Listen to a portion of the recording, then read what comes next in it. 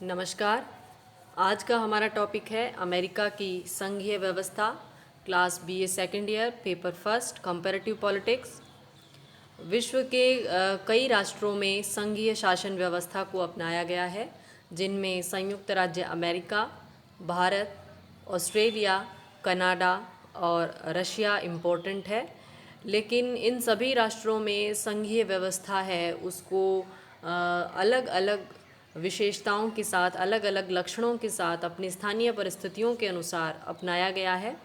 लेकिन अमेरिका ही वो पहला देश है, संयुक्त राज्य अमेरिका पहला देश था जिसने संघीय शासन व्यवस्था को अपनाया था, तो इसे संघीय व्यवस्था का जनक भी कहा जाता है। तो आज के इस लेक्चर में हम अमेरिकन जो मॉडल है संघीय व्यवस्था का, उसकी क्या विशेषताएं हैं उन पर चर्चा करेंगे। संघीय शासन व अमेरिकी संविधान, फेडरलिज्म एंड अमेरिकन कॉन्स्टिट्यूशन। संघ शब्द है वो उसका अंग्रेजी पर्याय है फेडरेशन, जो लैटिन भाषा के फॉयडस शब्द से बना है।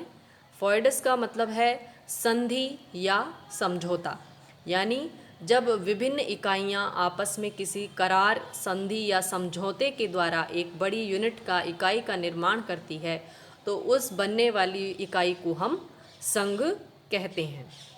यूएसए के संविधान में फेडरेशन शब्द का, संघ शब्द का कहीं भी उल्लेख नहीं है। संघों का निर्माण मुख्यतः दो तरीके से होता है। पहले तरीके के अंदर जैसे कनाडा और भारत का तरीका है, जिसमें सभी शक्तियां हैं वो एक एकात्मक सरकार में निहित होती है। जैसे भारत के राज्यों का कोई पृथक स्वतंत्र अस्तित्व ब्रिटिश शासन में नहीं था और समस्त शक्तियां हैं वो केंद्र सरकार में निहित थी। लेकिन जब संविधान का निर्माण किया गया तब राज्यों को भी शक्तियां हैं वो प्रदान की गई। कुछ शक्तियां थी जो राज्यों को विकेंद्रीकृत की गई, उनको प्रत्यायोजित की गई। और दूसरा तरीका है वो है अमेरिका का तरीका, जिसमें अमेरिका भी ब्रिटेन का उपनिवेश रह चुका है। और 1787 का जो फिलाडेल्फिया सम्मेलन हुआ उसमें 13, उस समय अमेरिका में 13 राज्य थे, उन 13 राज्यों के प्रतिनिधियों ने इसमें भाग लिया।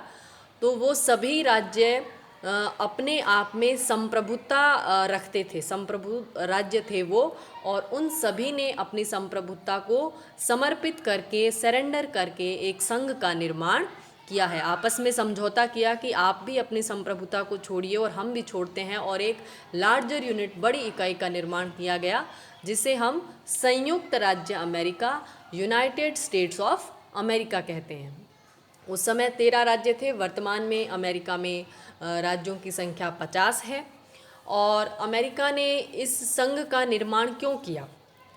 अमेरिका भी ब्रिटेन का ही एक उपनिवेश था, और इन स्वतंत्र होने वाले 13 जो राज्य थे, इनको इस बात का डर था कि ब्रिटेन या फिर कोई अन्य यूरोपियन शक्ति है वो उनको पुनः अपने अधीन करने का प्रयास कर सकती है। तो उस बाहरी प्रेशर का, दबाव का सामना करने के लिए सभी को अपनी शक्तियों को एकजुट करना जरूरी है, और इसलिए सब राज्य अपनी अलग अलग सत्ता को बनाए रखें और फिर भी आपस में एक हो जाएं।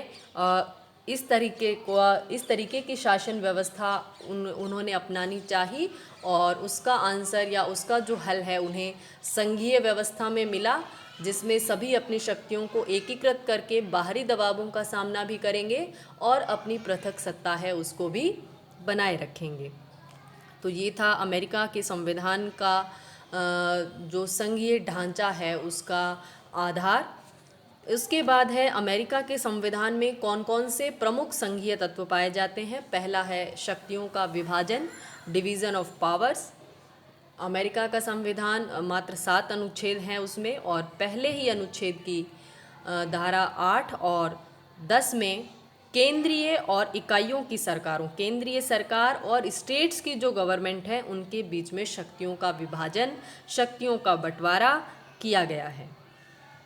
इस शक्तियों के बंटवारे के लिए एक सिद्धांत काम में लिया गया है, उसे कहते हैं गणना व अवशेष का सिद्धांत, प्रिंसिपल ऑफ इन्यूमरेशन एंड रेजिडुअम। यानी दोनों में से एक पक्ष की शक्तियां, दो पक्ष कौन से हैं, एक पक्ष है केंद्र सरकार और दूसरा पक्ष है विभिन्न राज्यों की सरकारें। तो दोनों पक्षों में से एक पक्ष है, उसकी शक्तियों की गणना करके उन्हें निश्चित कर दिया जाता है। यानी कोई भी एक पक्ष है, उसकी सभी शक्तियां हैं वो उल्लेखित कर दी जाती है, उनको निश्चित कर दिया जाता है, और शेष सारी शक्तियां यानी इनके अलावा जो भी शक्तियां किसी शासन व्यवस्था के लिए आवश्यक होगी, वो सारी शक्तियां दूसरे पक्ष को सौंप दी जाती है।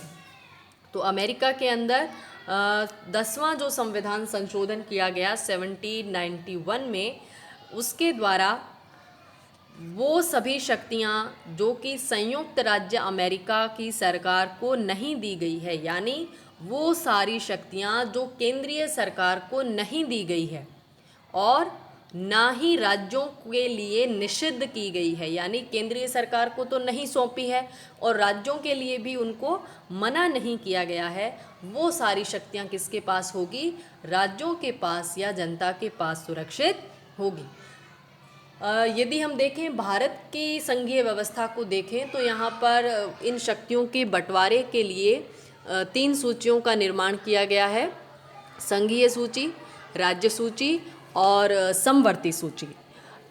तो इन सूचियों के अंदर केंद्र सरकार सिर्फ संघीय सूची के विषयों पर कानून बनाती है, राज्य सरकारें राज्य सूची के विषयों पर, और समवर्ती सूची है उस पर दोनों ही सरकारें कानूनों का निर्माण कर सकती है। लेकिन कुछ ऐसी शक्तियां भी हो सकती है जो इन तीनों ही सूचियों में उल्लेखित नहीं है, वो सारी शक्तियां भारत के संविधान में केंद्र सरकार को दे दी गई है। तो ऐसी शक्तियां जो किसी भी सूची में उल्लेखित नहीं हैं, यानी वो शेष रह गई है, वो बच गई है, उन्हें हम कहते हैं रेजिड्यूरी पावर्स और अवशिष्ट शक्तियां। तो भारत में ये अवशिष्ट शक्तियां केंद्र के पास है, लेकिन अमेरिका के संविधान में ये जो प्रिंसिपल अप्लाई होता है गणना और अवशेष का सिद्धांत, उसके अनुसार केंद्र की शक्तियां हैं उनको गिनाया गया है और बाकी सारी शक्तियां हैं, रेजिडुअल पावर्स है, वो राज्यों को प्रदान की गई है। तो राज्यों का अमेरिका की संघीय व्यवस्था में जो महत्व है वो भारत के राज्यों से अधिक है। वहाँ के राज्य है वो अधिक शक्तियों को धारण करते हैं, लेकिन भारत का जो संघीय मॉडल है वो केंद्र सरकार को अधिक शक्तिशाली बनाता है, केंद्रीकरण की ओर उसका झुकाव ज़्यादा है। फिर ये जो शक्ति विभाजन किया गया है अमेरिका में, उसको किस तरीके से किया गया है कि केंद्र सरकार की शक्तियाँ गिनवाई गई है। मुख्य शक्तियाँ मैं आपको बताती हूँ, शक्तियाँ काफ़ी है, लेकिन यहाँ पर हम एग्जाम्पल के लिए 2-3 शक्तियों को लेंगे। जैसे राष्ट्रीय महत्व की जो भी शक्तियाँ हैं, जैसे सुरक्षा, मुद्रा निर्माण, विदेश संबंध, ये शक्तियाँ केंद्र सरकार को दी गई है। फिर केंद्र सरकार के लिए निषिद्ध शक्तियाँ, यानी कुछ कार्य ऐसे हैं जो केंद्र सरकार नहीं कर सकती, वो भी अमेरिका के संविधान में वर्णित है। वो है मताधिकार से वंचित करना, उपाधियाँ प्रदान करना, भाषण की स्वतंत्रता पर प्रतिबंध लगाना, ये काम केंद्र सरकार नहीं कर सकती। फिर है राज्यों की शक्तियाँ। राज्यों की शक्तियों के संबंध में वही सिद्धांत है, गणना और अवशेष का सिद्धांत। केवल केंद्र की शक्तियां निर्धारित की गई है और शेष सारी शक्तियां हैं वो राज्यों के पास रहेगी। फिर है राज्यों के लिए निषिद्ध शक्तियां। राज्यों को क्या काम करना मना है, राज्य मुद्रा का निर्माण नहीं करेंगे और विदेश संबंधों का संचालन नहीं करेंगे, क्योंकि ये शक्तियां हैं वो केंद्र सरकार की शक्तियों में गिनवा दी गई है। फिर है समवर्ती शक्तियाँ, यानी कुछ ऐसी शक्तियाँ हैं जिनका दोनों स्तर की सरकारें उपयोग करती है, जैसे विभिन्न प्रकार के कर लगाना और लोक कल्याण के कार्य। अब इस शक्ति विभाजन में 2 महत्वपूर्ण सिद्धांत काम करते हैं। गणना और अवशेष का सिद्धांत वो हम देख चुके हैं, और दूसरा सिद्धांत है थ्योरी ऑफ इम्प्लाइड पावर्स, निहित शक्तियों का सिद्धांत। निहित शक्तियों का सिद्धांत क्या कहता है कि कांग्रेस यानी अमेरिका की व्यवस्थापिका जो कानूनों का निर्माण करती है, केंद्र सरकार की व्यवस्थापिका, कांग्रेस को संविधान के द्वारा प्रदत्त शक्तियों के संचालन के लिए, यानी वो शक्तियां जो संविधान ने केंद्र सरकार को दी है, जैसे मुद्रा निर्माण, सुरक्षा, विदेश संबंध, इन सभी शक्तियों के संचालन के लिए जो भी कानून बनाने आवश्यक होंगे, वो कानून बनाने की शक्तियां केंद्रीय सरकार को या कांग्रेस है उसको मिलेगी। क्योंकि हम जानते हैं अमेरिका का संविधान बहुत ही संक्षिप्त है, तो उसमें शक्तियों का विस्तार से वर्णन है वो नहीं किया गया है। तो बहुत सारी ऐसी आवश्यक शक्तियां हैं जो एक मजबूत संघीय सरकार के लिए या संघीय सरकार को सौंपे गए जो कार्य हैं उनको करने के लिए बहुत आवश्यक होती है। तो वो शक्तियां भी अमेरिका के संविधान में स्पष्ट रूप से नहीं लिखी गई है। तो ये सिद्धांत धीरे धीरे इवॉल्व हुआ है, विकसित हुआ है कि संविधान में सौंपी गई जो कार्य हैं उनको करने के लिए आवश्यक कानून बनाने की शक्ति है वो कांग्रेस के पास में होगी। इसे कहते हैं निहित शक्तियों का सिद्धांत। यानी हालांकि संविधान में शक्तियां उल्लेखित नहीं हैं, लेकिन फिर भी जो उल्लेखित हो चुका है उनको पूरा करने के लिए ये शक्तियां आवश्यक होगी। अगला महत्वपूर्ण लक्षण होता है संघीय व्यवस्था का स्वतंत्र व सर्वोच्च न्यायपालिका। हम जानते हैं कि संघीय व्यवस्था जो होती है उसमें दो स्तर होते हैं सरकारों के, केंद्र सरकार और राज्य सरकार। और दोनों ही प्रकार की सरकारें हैं वो संविधान से अपनी शक्तियां प्राप्त करती है और शक्तियों का विभाजन संविधान के द्वारा किया जाता है। तो इन इकाइयों के भीतर बीच में यदि कोई विवाद होता है, यानी केंद्र सरकार और राज्य सरकार के बीच विवाद हो सकता है, विभिन्न राज्यों के बीच में भी विवाद हो सकता है, तो इन विवादों को हल करने के लिए एक स्वतंत्र और सर्वोच्च न्यायपालिका होना संघीय शासन की बहुत ही आवश्यक लक्षण है। ठीक है, इनका विवादों का हल करने के लिए स्वतंत्र न्यायपालिका होनी आवश्यक है। उसके साथ ही इस न्यायपालिका को संविधान की व्याख्या करने का अधिकार होता है और सरकार के विभिन्न अंगों ने जो कार्य किए हैं उनका पुनरावलोकन भी किया जा सकता है। इस जुडिशियल रिव्यू पुनरावलोकन का जो अधिकार है उसके बारे में 1803 में प्रथम बार ये सिद्धांत दिया गया था। मारबरी बनाम मेडिसन विवाद में न्यायाधीश मार्शल ने ये सिद्धांत दिया था कि कार्यपालिका के कार्यों और व्यवस्थापिका के विधायन है या उसके जो द्वारा बनाए गए कानून हैं उनकी जांच संविधान के अनुरूप होने या न होने के आधार पर न्यायालय के द्वारा की जा सकती है। फिर है दोहरी नागरिकता, यानी प्रत्येक जो व्यक्ति है अमेरिका का वो संघ का भी नागरिक है और अपने राज्य का भी नागरिक है। फिर है संविधान की सर्वोच्चता। संघीय शासन का अन्य महत्वपूर्ण लक्षण है ये कि संघ की स्थापना एक समझौते के द्वारा हुई है। हमने देखा कि 13 राज्य थे, उन्होंने फिलाडेल्फिया कन्वेंशन में एक संघ की स्थापना कर ली, उनके बीच में एक समझौता हुआ और ये समझौता संविधान के अंदर निहित होता है। उस समझौते के द्वारा ही उन्होंने शक्तियों का आपस में बंटवारा, आपसी संबंधों का निर्धारण सब कुछ किया है और वो समझौता ही उनका संविधान है। तो अनुच्छेद 6 के अनुसार केंद्र और राज्य सरकारें तथा सरकार के विभिन्न अंग, ठीक है, चाहे वो कार्यपालिका है, चाहे व्यवस्थापिका है, चाहे न्यायपालिका है, ठीक है, वो सभी अंग है वो संविधान के अधीन होंगे। यानी ना तो केंद्र सुप्रीम है, ना राज्य सुप्रीम है, ना व्यवस्थापिका सर्वोच्च है, ना न्यायपालिका सर्वोच्च है। सर्वोच्च कौन है? सर्वोच्च है संविधान, जिसके अनुसार ही इन सभी को अपना कार्य है वो करना होगा। फिर है द्वितीय सदन यानी अपर हाउस है, उसमें समान प्रतिनिधित्व। ये भी संघीय शासन व्यवस्था का महत्वपूर्ण लक्षण है। हालांकि भारत की जो संघीय व्यवस्था है उसमें इससे विचलन है वो दिखाई देता है। अमेरिका की व्यवस्थापिका को कांग्रेस के नाम से जाना जाता है। उसके 2 सदन हैं। प्रथम सदन को प्रतिनिधि सभा कहा जाता है, जिसका प्रतिनिधित्व है वो जनसंख्या के आधार पर निर्धारित किया जाता है। दूसरा सदन है सीनेट, जिसे राज्यों का सदन भी कहा जाता है।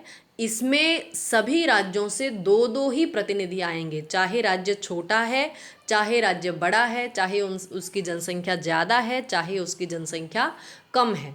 तो ये समान प्रतिनिधित्व किस चीज़ को शो करता है कि अमेरिका का जो संघ है उसमें सारे राज्य जिन्होंने इस संघ का निर्माण किया है उन सबको समान महत्व दिया गया है, चाहे वो भौगोलिक रूप से उनकी स्थिति जो भी है, चाहे डेमोग्राफिकली उनकी कंडीशन, जनसंख्या के हिसाब से चाहे उनकी कंडीशन जो भी हो, सबको समान वेटेज है वो अमेरिका के संघ में दिया गया है। तो सभी राज्यों से 2-2 प्रतिनिधि होंगे, तो सीनेट के प्रतिनिधियों की कुल संख्या होगी 100। इसी तरह से प्रतिनिधि सभा के सदस्यों की संख्या होती है 435। 432 तो होंगे राज्यों के प्रतिनिधि जिसमें जनसंख्या के आधार पर बंटवारा होगा, और 3 होंगे कोलंबिया जिला जो है उसके प्रतिनिधि होंगे। तो 432 + 3 प्रतिनिधि सभा में 435 सदस्य होते हैं। उसके बाद है संविधान संशोधन है, इसमें राज्यों को महत्व दिया गया है। संविधान संशोधन के लिए अमेरिका में 2 चरण हैं वो अपनाए जाते हैं। पहला चरण होता है संशोधन का प्रस्ताव प्रस्तुत करना, और दूसरा होता है उस संशोधन की पुष्टि करना। तो संशोधन का जो प्रस्ताव है वो कांग्रेस भी ला सकती है और राज्य भी ला सकते हैं। कम से कम 2/3 राज्य है वो संविधान संशोधन के लिए कांग्रेस से आग्रह करने वाला प्रस्ताव है वो ला सकते हैं। यानी संशोधन की शुरुआत है वो राज्यों की ओर से भी हो सकती है। और दूसरा चरण होता है संशोधन की पुष्टि, यानी जो प्रस्ताव लाया गया है उसकी समर्थन या उसकी पुष्टि है वो कम से कम 3/4 राज्यों के विधानमंडल के द्वारा होनी चाहिए। सभी राज्यों के अपने अलग अलग संविधान हैं, और राज्यों के जो गवर्नर हैं, इसमें भारत में राज्यों के गवर्नर की नियुक्ति, राज्यपाल की नियुक्ति राष्ट्रपति के द्वारा होती है, और वो केंद्र सरकार का एजेंट के रूप में राज्यों में काम करता है। लेकिन अमेरिका में ऐसा नहीं है। गवर्नर का निर्वाचन है वो जनता के द्वारा ही होता है, और राष्ट्रपति को उसको हटाने की शक्तियाँ भी नहीं होती है। अंतिम लक्षण है राज्यों की प्रादेशिक अखंडता अनुल्लंघनीय। अनुच्छेद 4 के अनुसार राज्य की सीमाओं में परिवर्तन उनकी सहमति से ही किया जा सकता है। इसके साथ ही राज्यों को संघ से अलग होकर उसका विखंडन करने का अधिकार नहीं है। तो इन दोनों ही बिंदुओं के आधार पर अमेरिका को अविनाशी राज्यों का अविनाशी संघ कहा जाता है। राज्य अविनाशी कैसे हैं कि केंद्र सरकार उनकी सहमति के बिना राज्यों की सीमाओं में कोई परिवर्तन नहीं कर सकती, और दूसरी ओर संघ अविनाशी कैसे हैं कि राज्यों को संघ से अलग होने का अधिकार नहीं है। इसके कॉन्ट्रास्ट में यदि हम देखें तो भारत में केंद्र सरकार ही राज्यों की सीमाओं में परिवर्तन कर सकती है, उनके नाम में परिवर्तन कर सकती है, चाहे राज्यों की सहमति हो या ना हो। लेटेस्ट जो है तेलंगाना राज्य है वो आंध्र प्रदेश से अलग करके उसको एक अलग राज्य का दर्जा दिया गया है। तो भारत है ये विनाशी राज्यों का संघ है। इसमें राज्यों की सीमाओं में उनके नाम में परिवर्तन करने की शक्तियाँ केवल केंद्र सरकार को दी गई है, लेकिन भारत में भी राज्यों को संघ से अलग होने का अधिकार नहीं है। तो ये थी अमेरिका की संघीय शासन व्यवस्था की प्रमुख विशेषताएं। इनको आप भारत की संघीय व्यवस्था में जो लक्षण पाए जाते हैं उनसे तुलना करके पढ़िए, आपको ज़्यादा अच्छे से समझ में आएगा कि कौन से वो कारण रहे हैं, और उन कारणों को ढूंढने का प्रयास कीजिए कि क्यों भारत के शासन व्यवस्था है उनमें इन लक्षणों से थोड़ा विचलन पाया जाता है। जैसे हम देखते हैं भारत में एकल नागरिकता है, जबकि दोहरी नागरिकता संघीय शासन का प्रमुख लक्षण होती है। उच्च सदन है, उसमें राज्यों को समान प्रतिनिधित्व नहीं दिया गया है। राज्यों की प्रादेशिक अखंडता है, उसका उल्लंघन हो सकता है। संशोधन है, उसमें राज्यों को कोई शक्ति भारत में नहीं दी गई है। कुछ प्रावधान ऐसे हैं जिनमें परिवर्तन के लिए राज्यों की सहमति आवश्यक होती है, लेकिन अधिकांश भाग है वो बिना राज्यों की सहमति के ही संशोधित हो सकता है। तो इस तरह से आप इन दोनों संघीय व्यवस्थाओं की आपस में तुलना कीजिए और तब आपको ज़्यादा अच्छे से संघीय शासन व्यवस्था है वो समझ आ पाएगी, ऐसी मेरी उम्मीद है। धन्यवाद।